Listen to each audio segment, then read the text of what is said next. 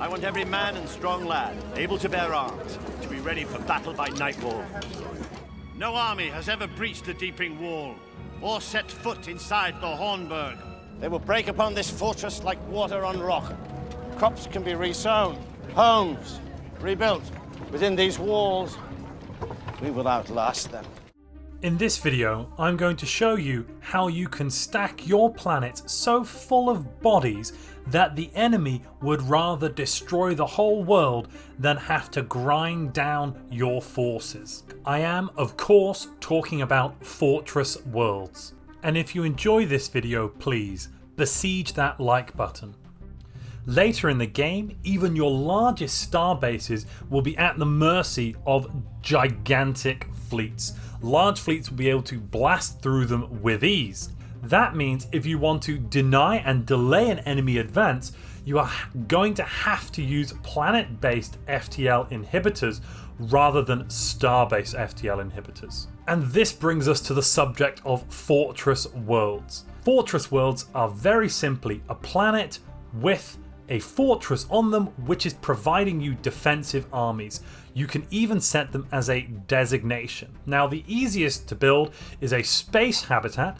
That way you can choose exactly where you want the fortress world and over a period of time build it up into a very defensive planet. This habitat here, Space Cadia, has 4,800 garrison, which is quite a large amount in a vanilla game, though of course in something like a Gigastructures game where you've got Maginot worlds, very small. By having such a large army, it is going to take a very long time for your enemy to either build enough armies to take this station or planet, or alternatively bombard it down. If the enemy are able to bombard your planet and increase devastation above 50%, the FTL inhibitor on that planet will no longer work. It will no longer prevent enemy ships from leaving the system via any hyperlane other than the one they entered. But what can we do about this? Well, we can massively reduce the bombardment damage taken on a planet or a habitat like Space Cadia. There are a number of ways we can do this. First, we can put a planetary shield generator on the planet. That will reduce orbital bombardment damage by 50%.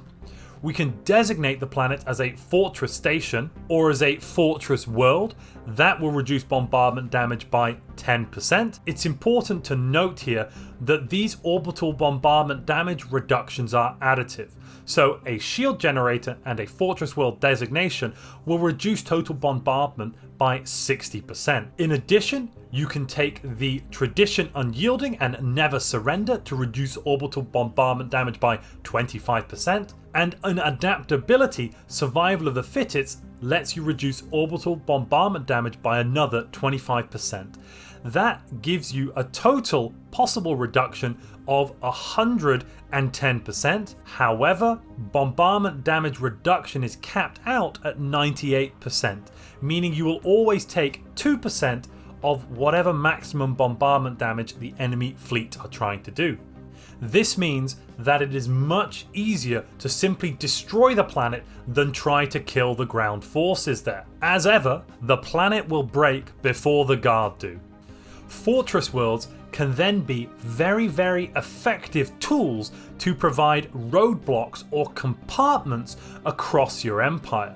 Using fortress worlds in strategic locations, either because a planet is already in the right place or because you have built an orbital habitat there to become a fortress world, will enable you to separate your territory and secure your core worlds or whichever important parts you have from easy enemy invasion and occupation. In order to make an effective fortress world, you don't always have to build many fortresses.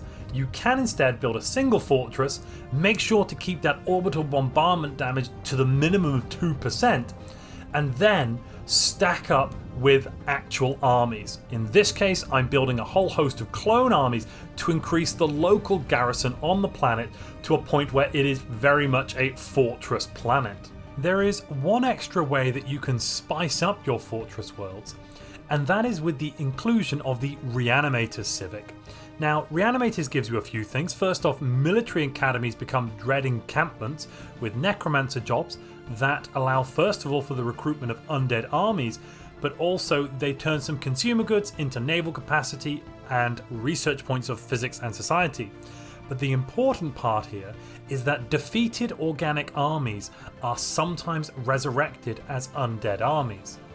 That then means that if you have what seems like a relatively, I mean, this is quite a large garrison, 2,600, but it would take thousands upon thousands of units of clone army or regular assault army to break through this.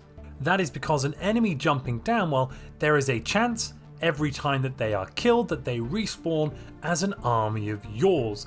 In true World War Z fashion, it doesn't matter how many zombies they are killing, because when they die, they might become a zombie too. This can be used to hilarious effect to completely bottleneck any ability for your enemy to take your planets from you. If you'd like to know more about FTL inhibitors, click the video on screen now.